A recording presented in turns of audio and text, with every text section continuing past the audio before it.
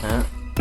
Sobrang busy ngayon na nakapag video. So, ngayon, pangatlong araw na natin on board. So, familiarization na tayo sa busy support plastic. So, ito. Overall natin. Tapos, safety shoes. Ito natin. Tapos, sumero tayo. Ayan. Sige na, bisa muna.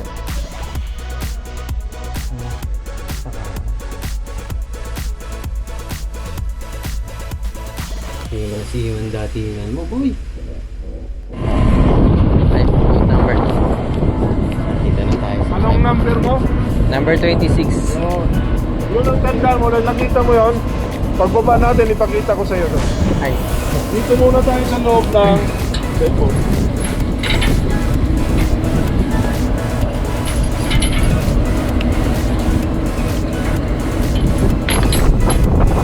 Ito yung electrical charger sa battery ng Nightbook. Tanggalin natin dahil i-stop. Kita ko sa'yo paano mag-stop. Okay lang po mag-video ako. Oo. Pulong mo. Okay na. Tama rin. Pulong mo. Okay. Ito yung battery switch. Ito yung pinaka-susi niya. Oh, bakit mo wala yung isa? Makapalaw.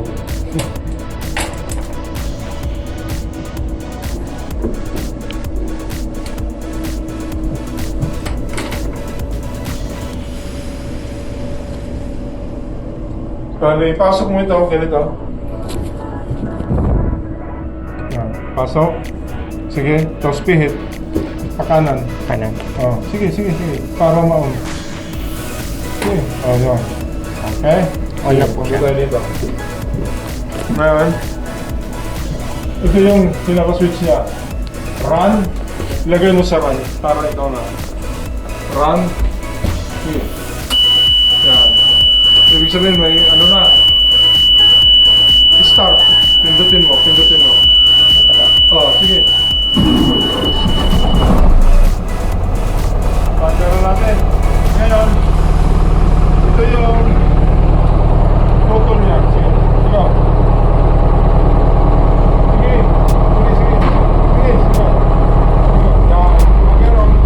Ikot na siya. Yung ka. Yan yung tunog yung brand niya. Sige. Abante. Atras yun. Abante naman. Atras po yan. Sige.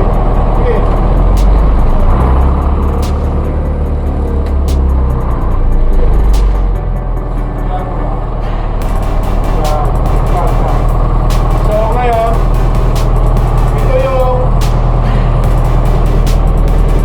Stop engine. Ako lang, medyo matigas to.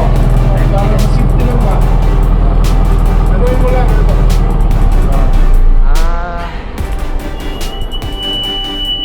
Tapos, i-off. Opo. Matigas to dahil wala tayo sa pisto. Pero pag nakaupo ka rito, medyo malambot. Wala tayo sa pisto eh. Ang hirap birin. Tapos ito naman yung steering mo.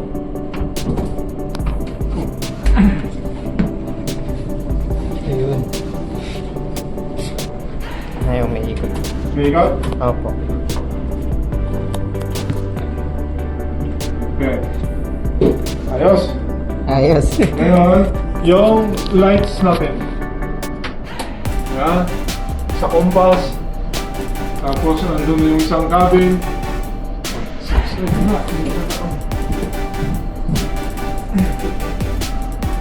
na rin po. Yan. Ito yung mag-ano sa dapit. Dito rin sa pruwa.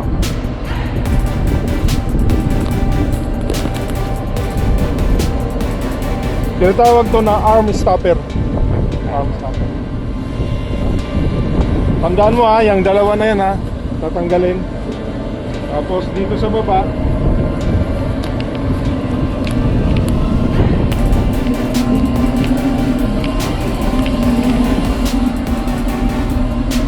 yung lashing. Tanggalin din yan. Opo. Tanggalin. Itong dalawa. Lashing yan. So, natanggal na yung arm stopper. Tapos itong lashing. Tanggalin mo itong pin. Ito yung brake. Brake to. By gravity. Gravity lang. Yung electrical, saka na yung pagbira. Pero ano lang muna tayo sa launching. So, iangat mo to, may release yung brake. Malalaunch mo na yung left bolt. So, ganun lang. Tanggalin mo yung arm stopper. May pin doon. Lashing, forward and up. Tanggalin mo yung pin. Pwede na. So, ganun din yung sa taas, di ba, yung may wire doon? Opo, yung kaninang... Tanggalin mo pa rin yung arm stopper saka yung lashing kasi manual ang pagtanggal yan. Pag natanggal na yan, doon ka sa loob, birahin mo yon, pwede rin. So, dalawa na. Ngayon, dito, pwede mo rin to. Birahin mo lang to. Pwede rin. Pero palagi, tanggalin yung arm stopper saka yung lashing. Yun talagang kailangan. Dahil pag hindi mo tinanggal yun, kahit anong bira mo yan, naka-arm stopper, naka-lashing, hindi mo. Nakalaki na. So, life wrap. Yung life wrap natin on board, 5 piraso. 4 na piraso na tigto 25. Pabor estribor, tigto 25 kada isa. So, 50 person. Lahat sa isang gilid lang. Kasi sa regulasyon, kailangan sa isang gilid, kaya niya i-accommodate ang lahat na crew. Sa safety certificate natin, ang ano pala, capacity niyan 42 ha. 42. Oo. Kasi nasa safety certificate natin 30 na crew tapos 12 na passenger kaya 42. Ganon din dito ang explanation. Kailangan ma-accommodate niya sa isang side, sa isang gilid. Kaya dinalawa. 25 di sobra. Di okay siya kasi 42 tayo eh. Nasa certificate. Ngayon, ang release naman ito, manual release lang, walang dabit. Manual release lang. Tanggalin mo ito. Sa manual release, tanggalin mo ito. Ito. May isa. Tapos hilahin ng kaunti, itali mo kung saan, tapos itapon. Yun yung sa manual release. Puro naman manual. Ngayon, halimbawa, na-aksidente ang barko, lumubog. Ang purpose nitong Itsario, release yun, ito explain ko. Lumubog, 3 to 4 meters, a-activate ito. A-activate siya. Puputulin niya ito, may blade siya, puputulin niya ito. Ngayon, pag naputol yan, itong lashing na to, libre na. Ibig sabihin, itong by gravity, itong life wrap, lulutang. So, hihilain niya ito. Ang pinter line niya, andito. Yung pinter line niya, 50. Ito yung maximum height, yung stowage. Ito yung 50 person, 25% capacity. 50 meters. Hihilain niya ng 50 meters. Pagdating ng 50 meters, buo pa rin ito ha. Kasi gravity, maghihilaan sila. Pagdating ng 50 meters, wala na siyang i-area. Ito naman ang bibiyakin niya. Tinatawag itong plastic na weak link.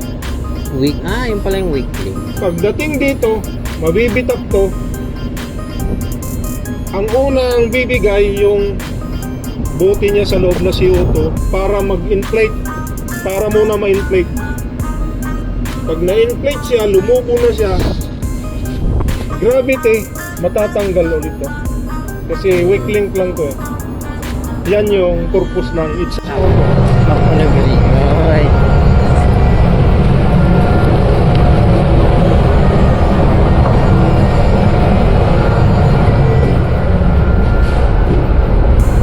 CO2.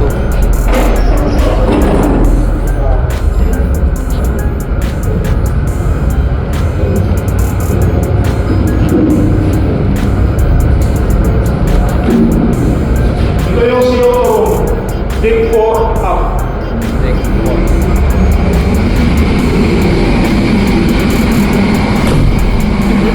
din ang CO2.